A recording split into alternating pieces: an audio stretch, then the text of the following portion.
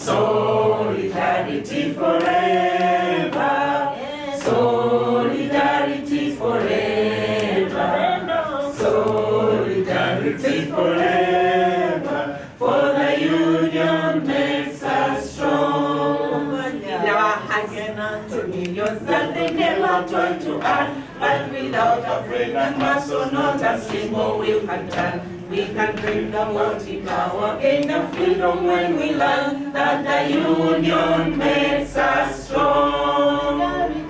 Solidarity forever, solidarity forever, solidarity forever, for the union makes us strong. My name is Lanyero Faith Irene. I'm from Uganda Textile, Garments, Leather and Allied Workers Union, and I'm the Assistant National Treasurer in the union, at the same time coordinating the Clean Cloth campaigns in Sub-Saharan Africa region. Today we've been talking about climate change and the just transition in the garment and textile sector. And to be specific, the just transition in the garment and textile sector means transforming the industry to an environmentally sustainable economy while protecting the livelihoods of thousands, millions and thousands of workers. Of course, considering also their rights and well-being within their different societies where they're coming from. And the key challenges of the textile and garment sector are: one, it has a lot of climate vulnerability. In that instance, workers face direct physical risks that are involved in the textile sector. For instance, there is extreme heat in these factories and all over the garment industry.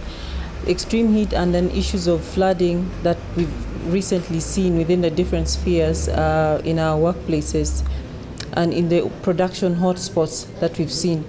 Issues of job displacements are very, very common because, of course, in case of any factory closures, it's the workers who face the hit back first. Issues of skills gap is also another major thing because the transitioning will come with a lot of different skills that will be in place. And if workers are not empowered beforehand or upskilled beforehand, then it will be very difficult for them to transition into the agenda. Issues of health and safety are another concern within the textile garment industry, and other issues of social protection also, as well as inequalities that are growing within the textile garment sector.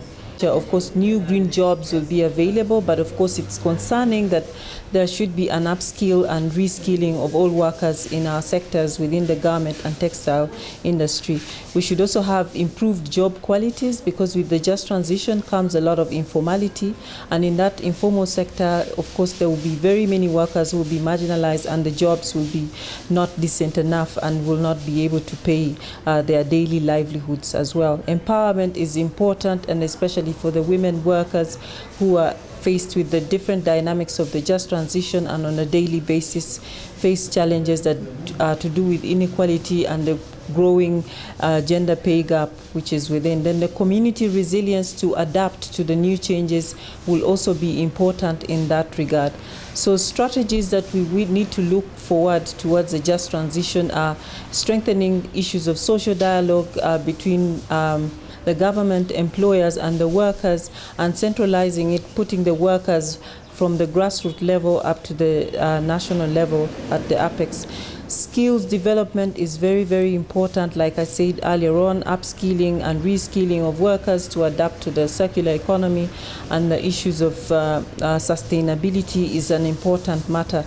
Stronger protections for our female workers and brand accountability or transparency is also important, so that the employers and all the business entities conduct responsible businesses within the different spheres that we have to boost the economy and develop. Bendo L. Peter is my name.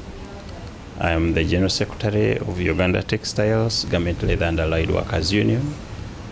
Today we are doing just transition trainings on the fashion and design textile factories. So just transition has come. This is something that is still new to many ears, and because it is being fronted by the trade unions, so we need to get more trainings like the one we are getting here. And today we have learned a lot of things that we need to include the issues of just transition in our CBAs, of which, based on the little knowledge that we had back there, we have negotiated in one of the companies that we work with, but then we need to include it. Now this is what we are going to do after learning more about it here. We need to include it in all our CBAs. And then also we need to sensitize our people, the community, the workforce, the environment. We need to sensitize.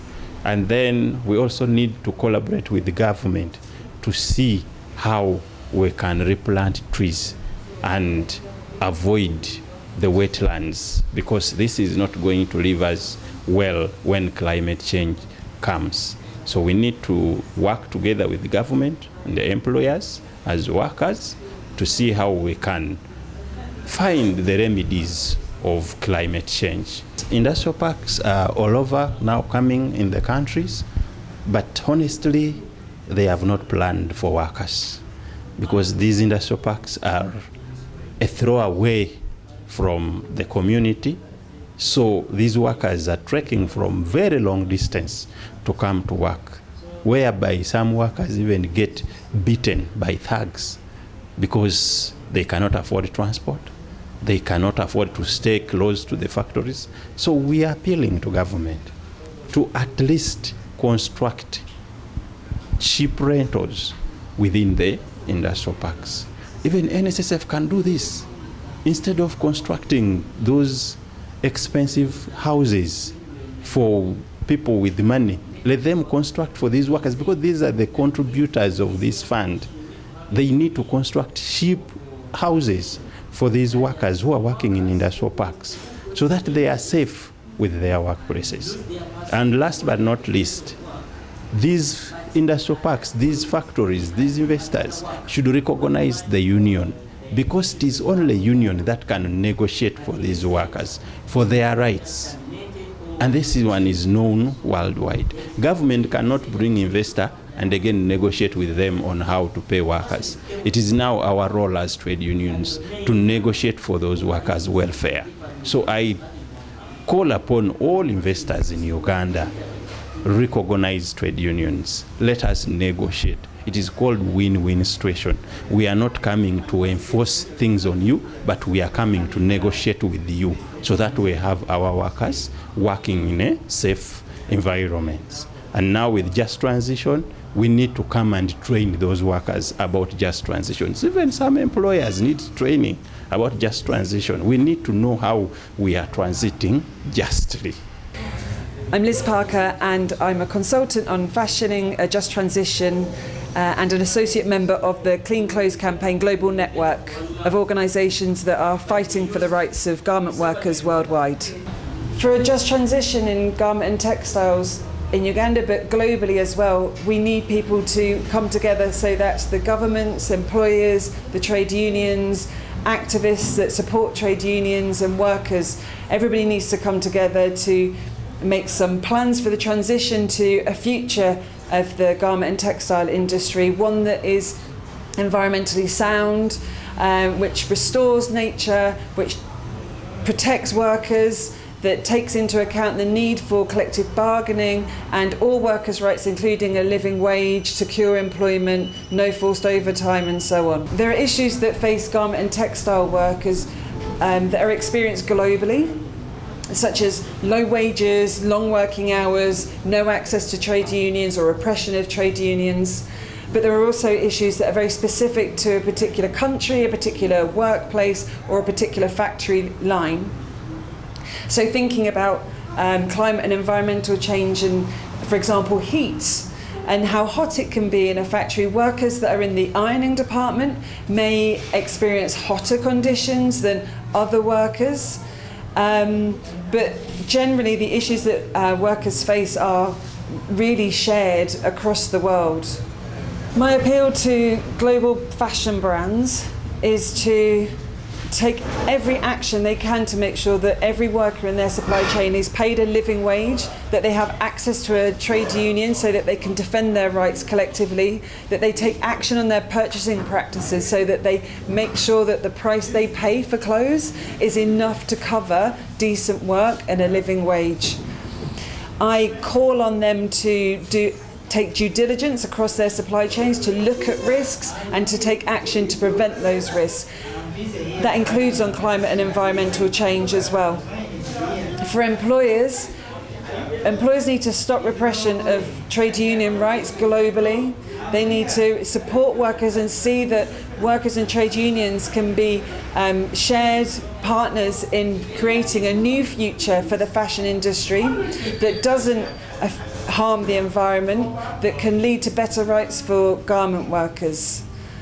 And for workers to come together to share what they've learned and their experience, to raise awareness of each other about the effects of climate and environmental change, and to find actions that they can take in their own lives to make change. But remembering that brands and employers and governments have a responsibility to protect and respect their rights. Textile Union, now as I speak, there are 2 collective bargaining agreements that has integrated the issues of just transition with my involvement in the negotiation. So we are now moving towards the greening part of it. They need to understand greening the CBAs that include the just transition. So we are very happy, Liz, that you are here, that you are giving the education, awareness raising to our people, to the young people who are working down in the grassroots, down at the enterprise level. The policy changes. We need the policies that will include the just transition. You know, today there's numbers of things happening in Uganda. When you move around, somebody is sweeping the road, another one is throwing the bottle, another one is throwing the papers. You know, all this, if we don't create awareness as young people, even the Lake Victoria we see today, Mabira Forest is getting over. People are cutting trees. The rate at which Uganda is cutting its own forest, the human activities, it is alarming. Trade union, as young people, as leaders, communities, everyone needs to be involved, including the workers, so that no one is left behind.